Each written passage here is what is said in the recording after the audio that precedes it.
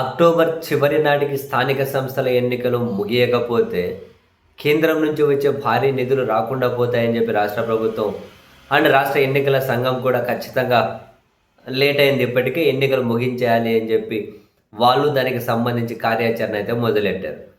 So వాళ్ళైతే మొదలెట్టారు, కానీ క్షేత్రస్థాయిలో పరిస్థితులు అందుకు అనుకూలంగా ఉన్నాయా?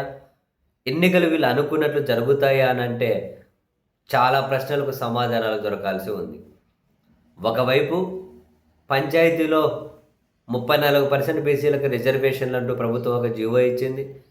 మున్సిపాలిటీలు కార్పొరేషన్లలో 33.33% అని చెప్పి జీవో ఇచ్చింది. దీని ద్వారా రిజర్వేషన్లు 50% కంటే మించుతాయి. కాబట్టి ఆ జీవో చెల్లుబాటును ప్రశ్నించుకుంటూ హైకోర్టులో పిటిషన్లు దాఖలయ్యాయి. ఈ రోజు రేపు హైకోర్టు వాటి మీద విచారణ చేయబోతూ ఉంది. అండ్ మరోవైపు వైఎస్ఆర్ కాంగ్రెస్ పార్టీ ఈ జీవోలు ఇవి నిలబడవు, చంద్రబాబు నాయుడు గారు బీసీలను మభ్యపెట్టాలని చెప్పి చిత్తశుద్ధి లేకుండా ఎలాంటి సవరణలు లేకుండా జీవోలు ఇచ్చారు. ఇదంతా బీసీలను మోసం చేయడం కోసమే అని చెప్పి వైసీపీ చెబుతూ ఉంది. మరి ఆ జీవోలు నిలబడతాయా, వాటి చట్టబద్ధత ఎంత, ఏం జరగబోతుంది అనేది హైకోర్టు వాటి భవిష్యత్తు నిర్ణయించబోతూ ఉంది. మరొక పక్క ఇప్పటికే రాష్ట్ర ఎన్నికల ప్రధాన అధికారి చెప్పి ఉన్నారు, సెప్టెంబర్ 3 నాటికి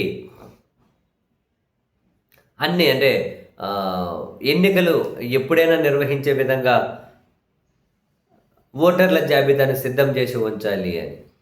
బట్ క్షేత్రస్థాయి రియాలిటీ ఏంటి అని అంటే అక్కడ చాలా కాంప్లికేషన్స్ ఉన్నాయి. ఆ కాంప్లికేషన్స్ ఇప్పుడు కనుక మనం చూసుకుంటే ఓటర్ల జాబితా అనేది కార్పొరేషన్లలో, మున్సిపాలిటీల్లో, నగర పంచాయతీల్లో వార్డుల వారీగా జాబితా ప్రకటించాలంటే ఇక్కడ చిన్న ఇబ్బంది ఏముంది? కార్పొరేషన్లో, మున్సిపాలిటీలో వార్డుల జాబితా పెంచాలి అని చెప్పి ప్రభుత్వం నిర్ణయం తీసుకుంది. ఈ మేరకు ఏప్రిల్లోనే కసరత్తు ప్రారంభించారు.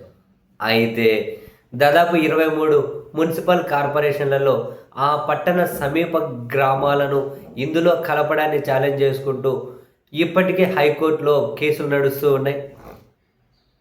సో వాటిని టచ్ చేయలేదు. 23 చోట్ల పెండింగ్లో ఉండిపోయింది. నెక్స్ట్ ఈ ప్రాసెస్ మొదలెట్టగానే మరో 39 చోట్ల వెళ్ళి కోర్టులలో పిటిషన్లు పడ్డాయి.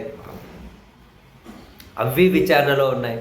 సో వాటిని టచ్ చేయలేదు. ఇక మిగతా 61 చోట్లేమో వార్డుల పెంపుదలకు సంబంధించి విభజన, వార్డుల పునర్విభజన పెంచడమో తగ్గించడమో జరుపుకుంటూ పోయారు. కేవలం 60 చోట్ల 61 చోట్ల అది పూర్తి అయింది. సగం చోట్ల ఇంకా అది పెండింగ్లోనే ఉంది. ఇది పూర్తి కాకుండా ఏ వార్డు పరిధిలో ఎస్సీలందరూ, బీసీలందరూ, ఎస్టీలందరూ ఈ ఓటర్ల లిస్టు ఫైనల్ కాదు.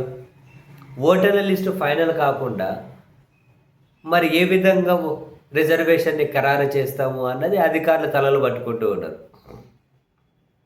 సెప్టెంబర్ 3 డెడ్ లైన్ ఉంది. ఆలోపు ఈ ప్రక్రియ అంతా జరిగితేనే అవుతుంది. కానీ ఎట్లా చేయాలనేది అంతు చిక్కడం లేదు. సో ఎన్నికలైతే జరిపించాలని గట్టిగానే ఉన్నారు, కానీ అది అంత ఈజీగా జరుగుతుందా? ఎన్ని అడ్డంకులు ఎదురవుతాయి?